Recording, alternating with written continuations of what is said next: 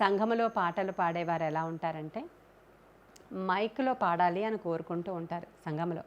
Mic ఇవ్వకపోతే మామూలుగా పాడండి అంటే చాలా పల్లెటూర్లలో చాలా సంఘాలలో మైక్ ఇవ్వకపోతే పాడరు. మైక్లో ఒకరు పాడుతూ ఉన్నప్పుడు వెనకాల అందరూ కూడా పార్టిసిపేట్ చేయొచ్చు చక్కగా.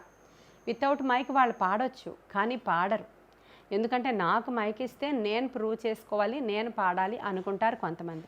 కొంతమందికి తలాంత్ ఉంటుంది, పాడరు. చాలా బద్ధకం వాళ్ళకి, వాళ్ళు పాడరు. కొంతమంది రాగానే చర్చిలోనికి రాగానే పాట పాడండి అంటే వెనక్కి తిరిగి చూస్తారు. ఎందుకో తెలుసా? అందరూ వచ్చారో లేదోనని. వీళ్ళు పాడే పాటని అందరూ వినాలి, మనుషులందరూ వినాలని, వీళ్ళు అప్రిషియేట్ చేయాలని కొంతమంది కోరుకుంటూ ఉంటారు. మనం ఎవరి కోసం పాడుతున్నాం పాట?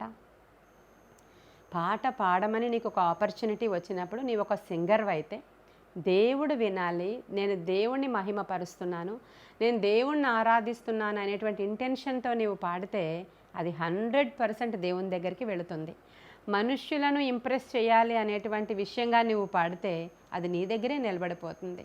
అలా కాకుండా అందరూ వచ్చాకే పాడాలి అనుకుని నిన్ను నువ్వు గొప్ప చేసుకోవాలి అని పాడేటువంటి వాళ్ళు చాలామంది ఉంటారు. కొంతమంది తలాంతు ఉంటుంది కానీ వాళ్ళు చాలా బద్ధకస్తులు.